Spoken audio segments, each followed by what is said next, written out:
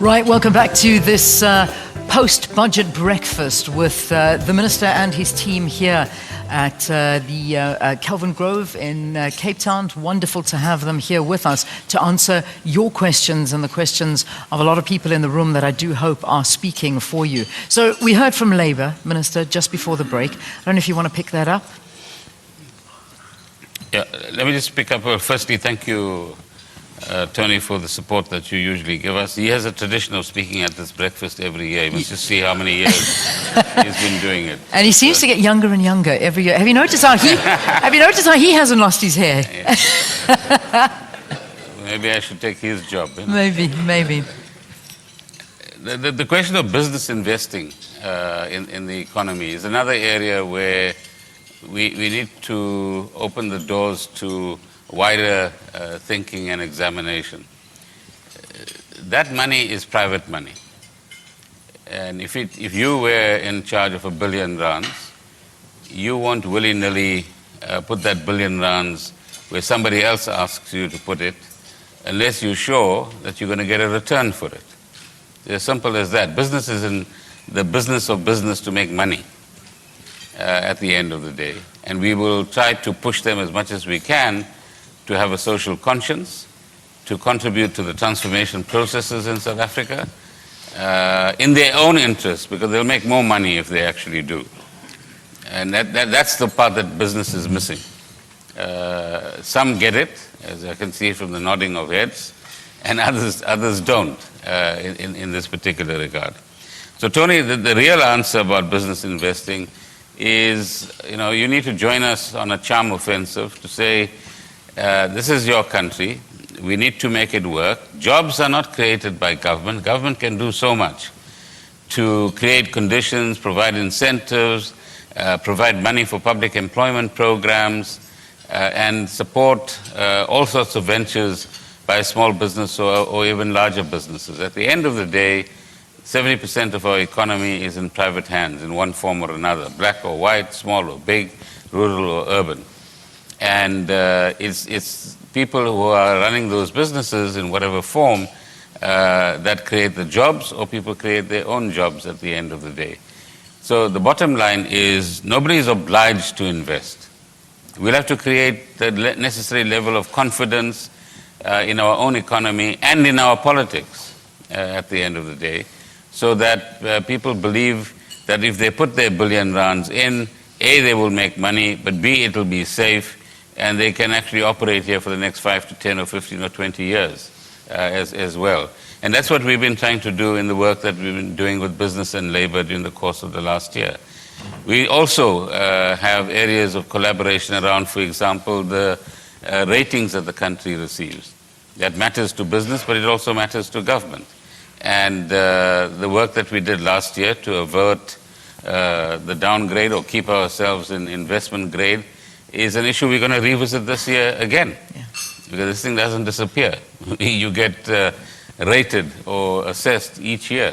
And once again, Team South Africa will have to put its best foot forward, whilst others who don't understand what ratings are about, or refuse to understand what ratings are about and the consequences, will go on, sloganeering around this particular issue as well.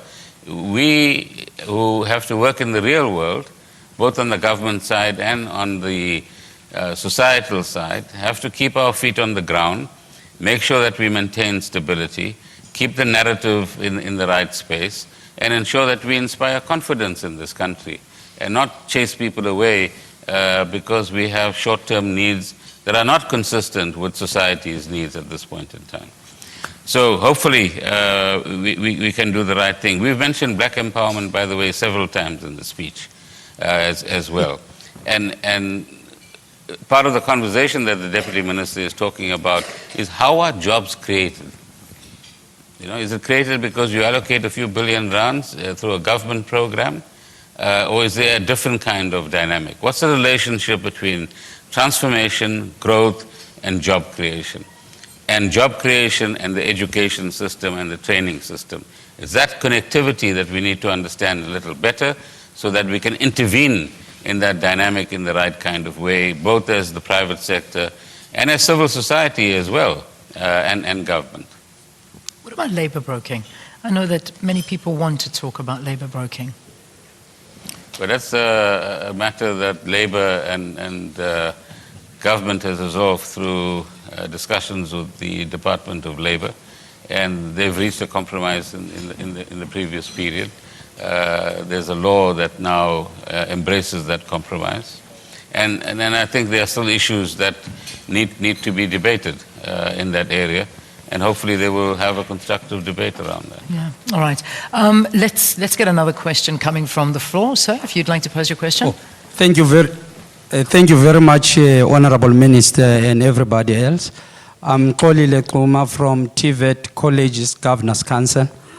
My question, thank you very much again for the allocation that we have made to higher education. But I must say we are worried as TVET, Honourable Minister, because in 2015, the President have made an announcement around no fees increase for 2016. But as TVET, we did not receive anything. And for also debt relief, historic debt relief programs, as TVET, we did not receive anything. I'm talking about the sector that is highly underfunded and operating under deficit, the sector that does not even have an infrastructure grant.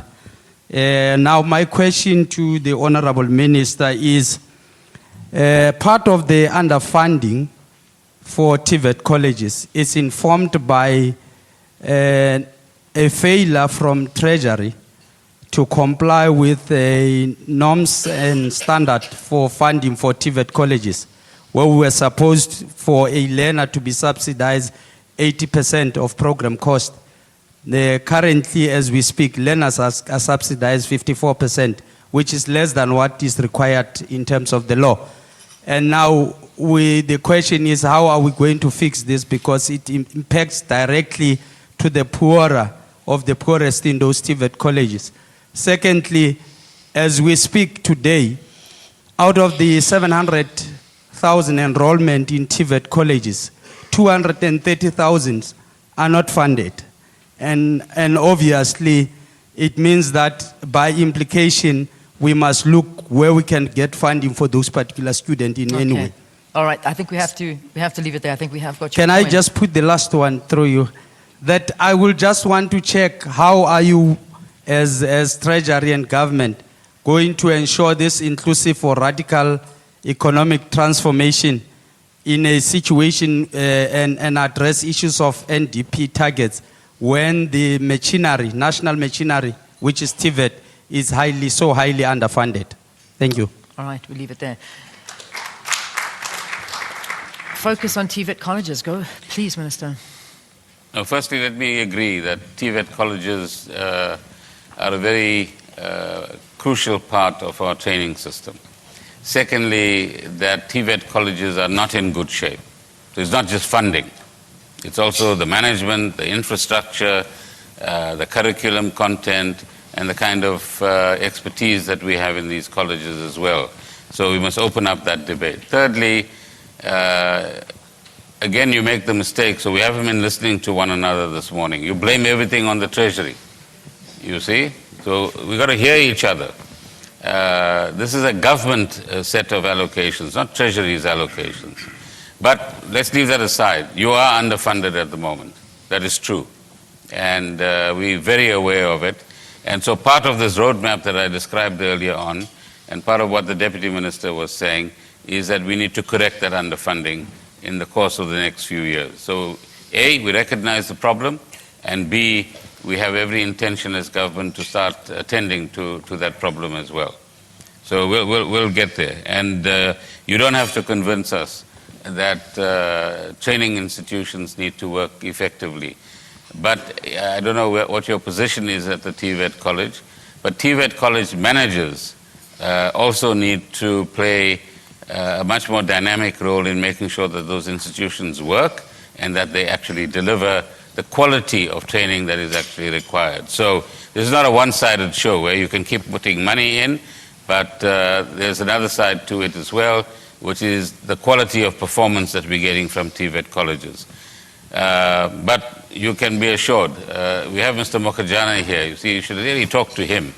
He is the head of public finance in the Treasury. So you want to blame anybody in the Treasury, blame him. Right?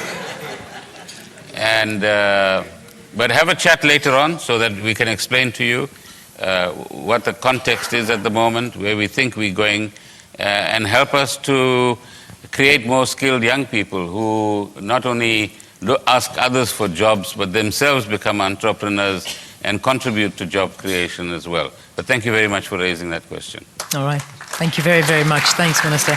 We're literally a minute before our news bulletin at 8 o'clock, but we've got 3 of our students standing there who, I don't know if there's just one of you at this point that wants to make a comment going into the news. Who would like to make their comment first? Go for it. Make your comment. I'm not sure we're going to get an answer as yet, but feel free to talk to us now.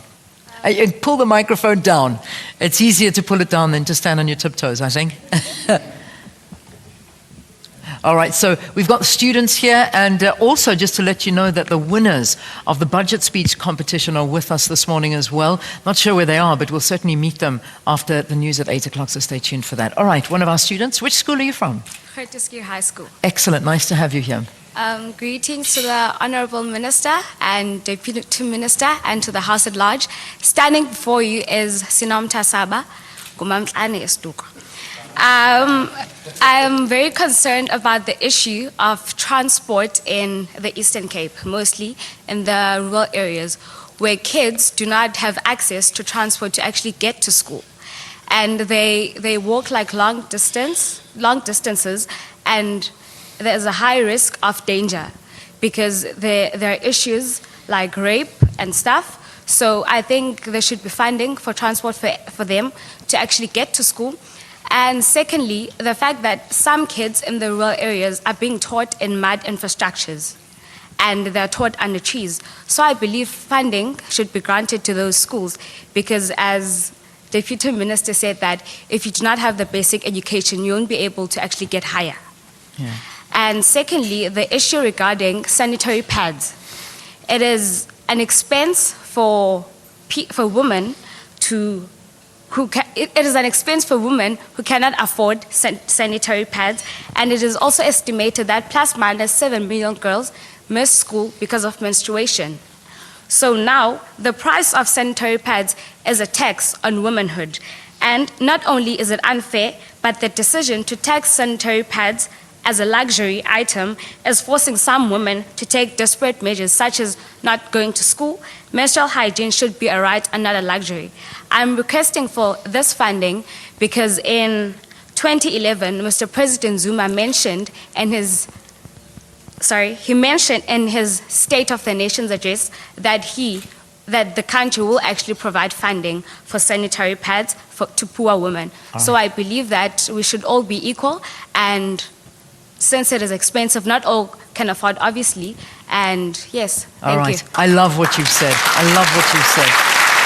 Thank you so very, very much.